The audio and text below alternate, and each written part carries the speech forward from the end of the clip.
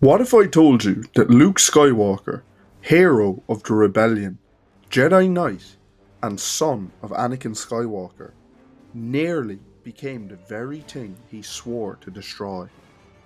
Hello, Star Wars enthusiasts, and welcome back to Temple Archive Thursdays. Today, we explore just how close Luke Skywalker came to joining the dark side. The truth is, Luke's journey wasn't just about defeating the Emperor.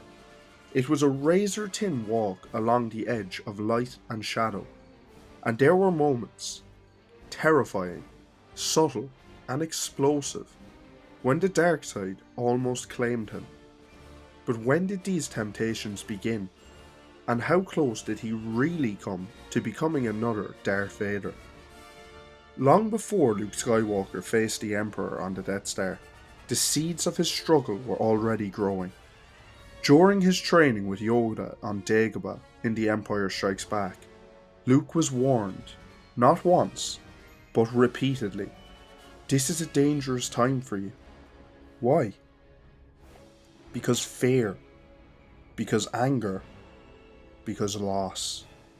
The very emotions that fed Anakin's fall now haunted his son. But what if Luke's destiny was already being tested? In the cave. Inside the shadowy cave on Dagobah, Luke faces a terrifying vision. He strikes down Darth Vader, only to see his own face beneath the mask. A symbolic gut punch, revealing that if he's not careful, he could become exactly what he fights. But was that vision just a warning? Or a prophecy? By the time we get to Return of the Jedi, Luke's demeanour has changed. He's calm, cool, in control, but there's a tension beneath the surface. In Jabba's palace, Luke force-chokes the Gamorrean guards. Let's pause for a second. Force-choke. The same move his father used to terrorise the galaxy. Luke doesn't hesitate. It's efficient. It's effective. And it's exactly what a Sith would do.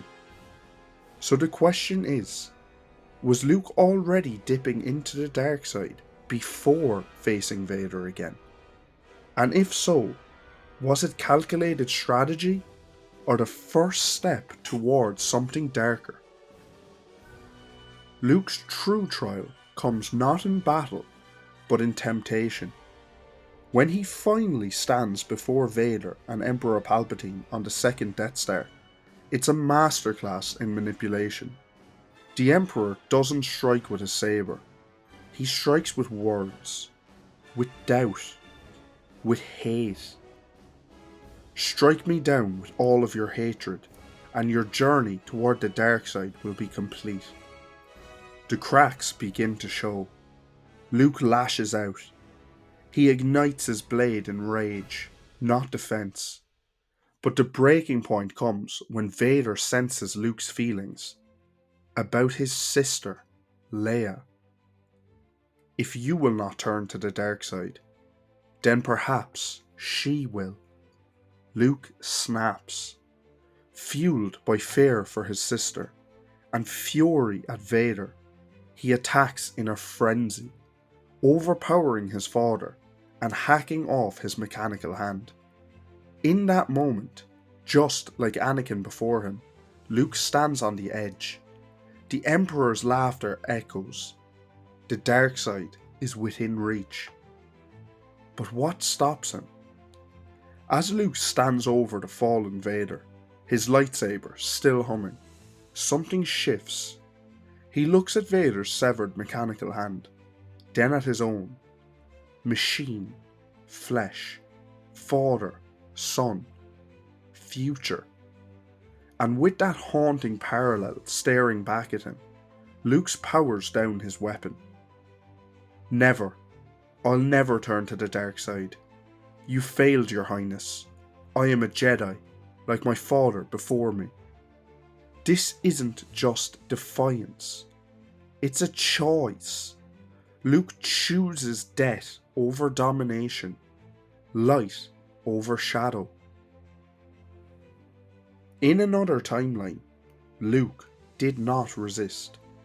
In the now Legends Dark Empire comics from Star Wars, the alternate path actually happens. Luke willingly joins the resurrected Emperor, believing he can conquer the dark side from within. He becomes Palpatine's apprentice, dons dark robes, and commands Imperial forces. He thinks he's saving the galaxy, but slowly, the dark side consumes him.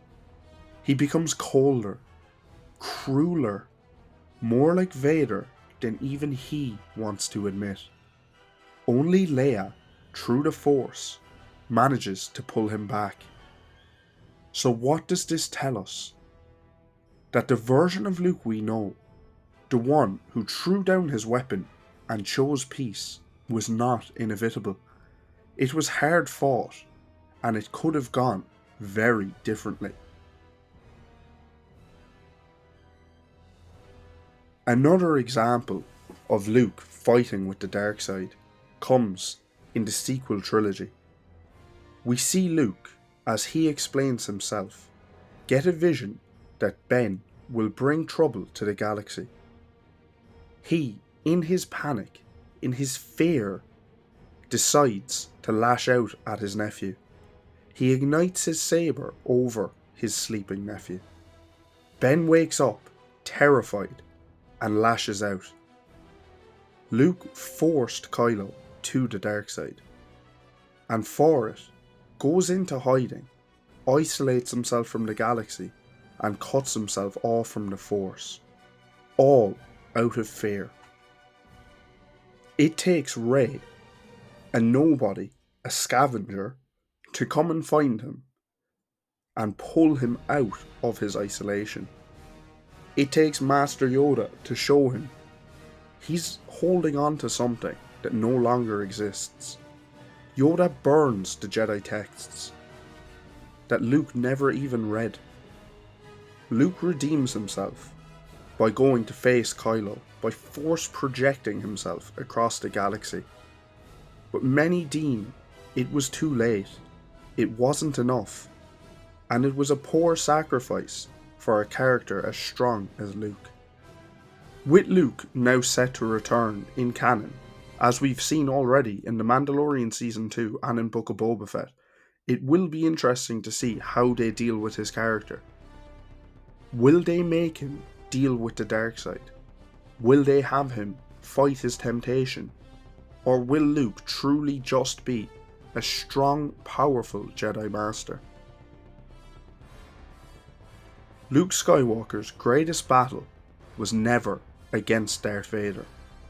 It was within himself.